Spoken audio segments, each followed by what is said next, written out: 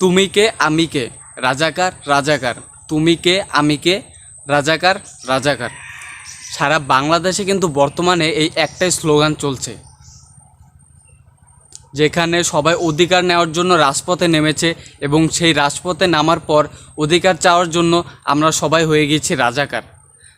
বর্তমানে কিন্তু দেখবেন, আপনি যদি চাকরিতে যান কোথাও, তাহলে কিন্তু 50% অধিকার পেয়ে যায় যাদের কোঠা আছে, এবং মুক্তিযুদ্ধ কোঠা, যেখানে 50% অধিকার থাকে মুক্তিযুদ্ধ কোঠা দেয়। আপনি যদি মোটামুটি মেধাবী হন এবং আপনার যদি একটি কোঠা থাকে, তাহলে কিন্তু আপনি চাকরিটি পেয়ে যাবেন।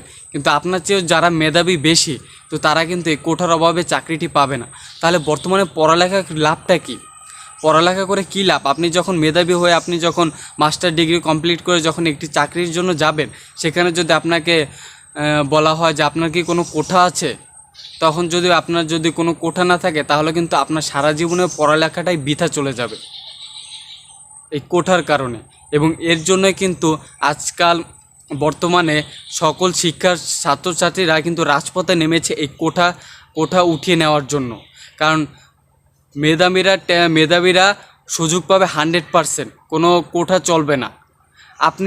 আপনার দাদা, আপনার বাবা, হয়তোবা আপনার দাদা বাবা তারা এই কোঠার সুযোগ সুবিধা পেতে পারে, কিন্তু তার নাতিপতিরা কেন পাবে?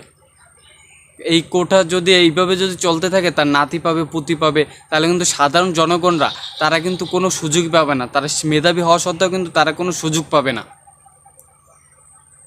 এই কোঠা বিরোধী আন্দোলন তুলতেই কিন্তু অনেক মায়ের কোল খালি হয়ে যাচ্ছে, অনেক ভাই তার বোন হারিয়ে ফেলছে, অনেক বোন তার ভাই হারিয়ে ফেলছে।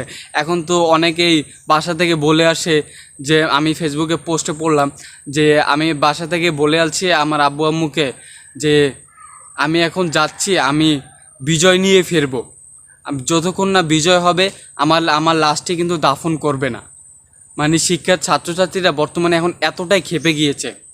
কি মনে হয়, আমাদের সরকার কি এর কোনো পদক্ষেপ নেবে, নাকি এভাবেই যেতে দেবে? সরকার তো বলছে যে রাজাকার, সরকার তো আমাদেরকে রাজাকারই বলে দিচ্ছে যে মুক্তিযুদ্ধের সন্তানরা মেধাবী না, তাহলে কি মেধাবী কি রাজাকাররা?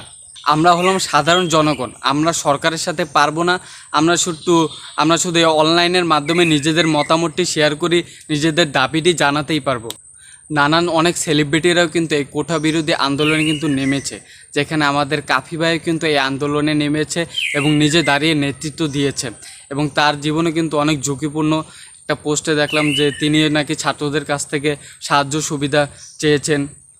এবং আমার শেষ একটাই কথা, যারা আন্দোলনে নেমেছো তারা কিন্তু ফিরে এসো না, কারণ মাঠে যখন নেমে গিয়েছো বিজয় নিয়ে ফিরবে তোমরা। এখন মাঠ ছেড়ে দিলে কিন্তু এই আন্দোলন এত ভাইয়ের শহীদ হওয়া কিন্তু সব বৃথা চলে যাবে।